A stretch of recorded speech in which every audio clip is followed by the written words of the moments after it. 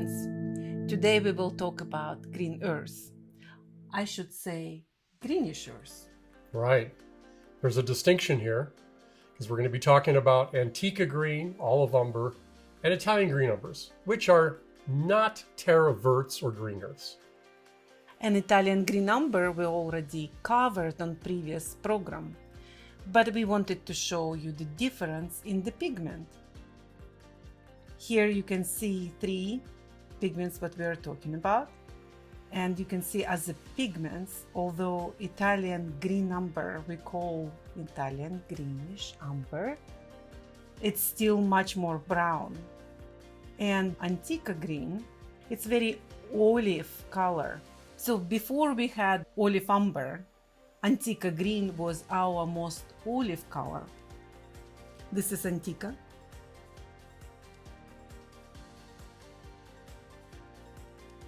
Italian greenish umber.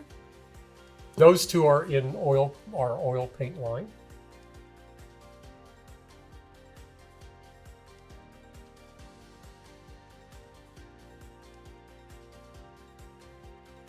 And olive umber. Because if you will compare with Italian umber, Italian greenish umber, much more greener, cooler than the pigment. We still don't have olive umber as an oil paint. We're planning on introducing it. We've been studying it at this moment, and we hope to introduce it. It behaves very interestingly, which you'll see. Still misbehaving for tubing. We already made several batches, and one batch after another misbehaving, so we will... And notice how different those colors are. Quite amazing in pigment form. Here's Antica, and like always we will mix the pigment with aged refined linseed oil. That's an overall good oil to use for making your own paint.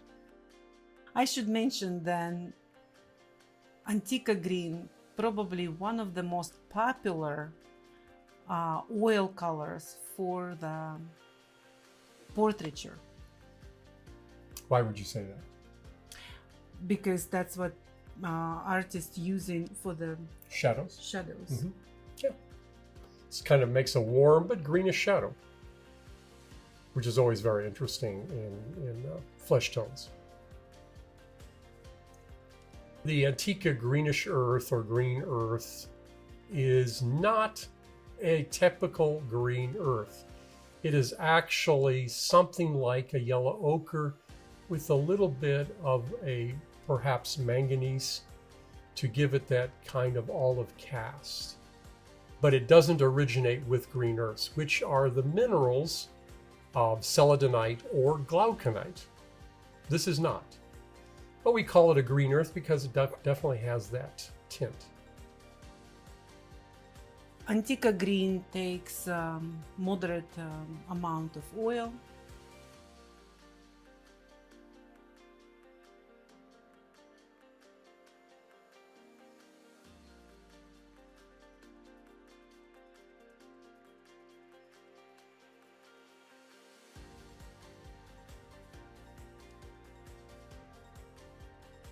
So, and here's again how it's look from the tube, because obviously we grind on 3-roll mill and it's much more robust, and you can see the difference. Yeah, the color gets developed more as a result of grinding.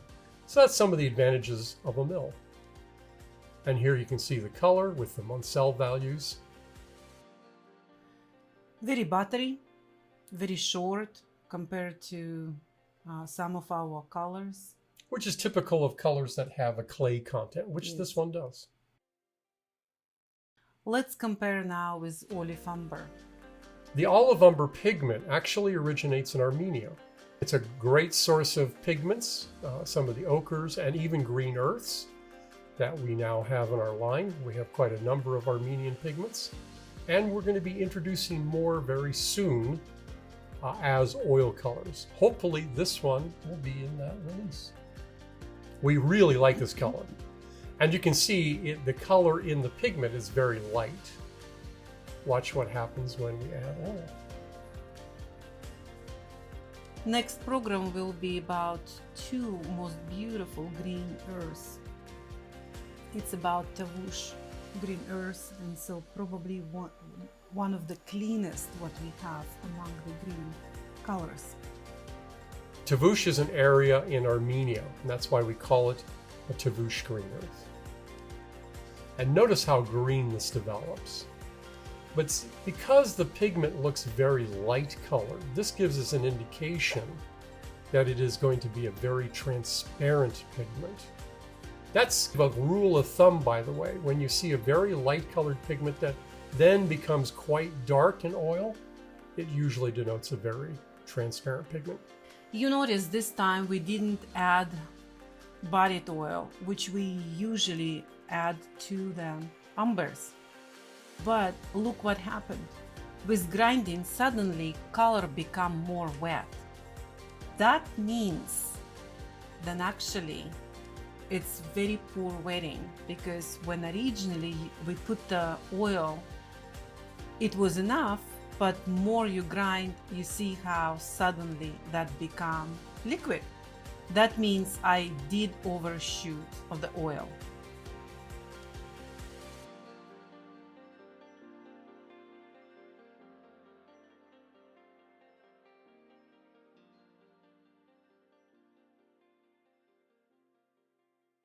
So now we were talking about how fluffy and buttery Antica Green is. So now you can see the behavior. And so here's, like always, we are mixing with lead white. There's probably like 1/3 of lead white to the pigment. Now half and half.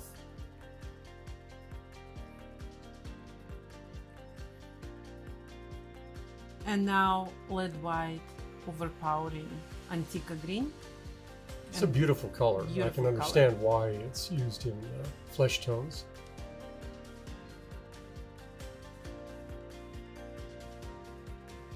Look what happened with titanium. Even more so. But you can see typically the titanium overpowers, as it does typically with many, many colors.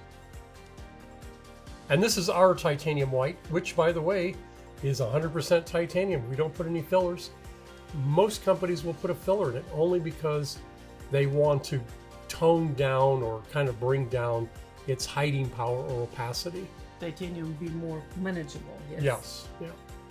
Oh, you see now this puddle. That's why you understand now why we really can't figure out how to put that color to the tube.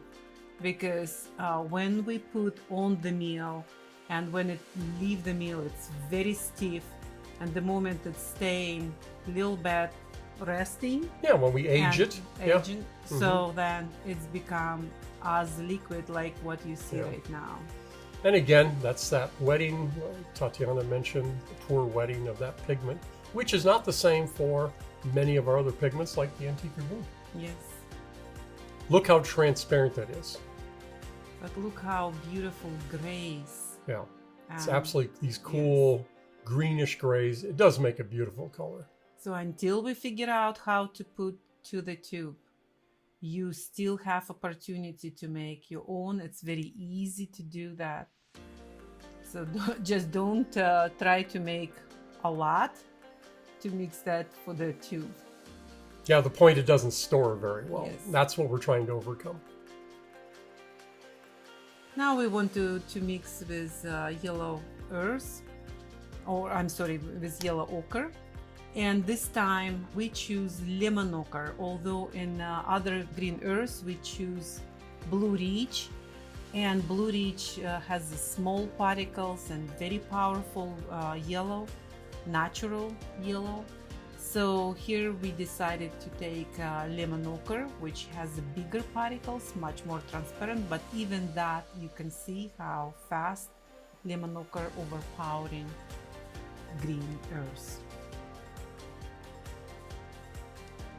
Beautiful greens, and then it goes into that nice yellowish color.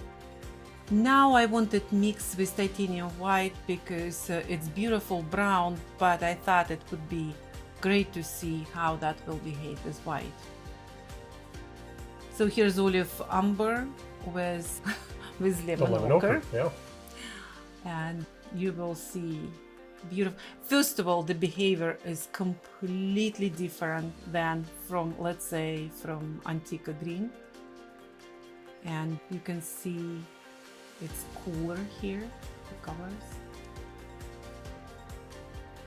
And here it looks like it's stronger color, but that's not the case as we saw in the whites. More saturated, but I think it's saturated because of Because the it is oil. yeah, Yes, yeah. so it's because Yeah, of it's the, undoubtedly because of the oil. You're Yeah. right about that. yeah. Here's mixing again with titanium just to see how that brown becoming yellow. Beautiful.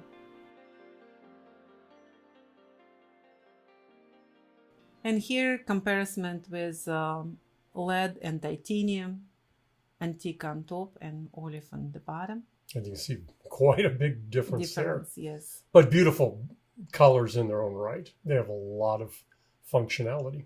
Thank you very much. See you next time. Bye now.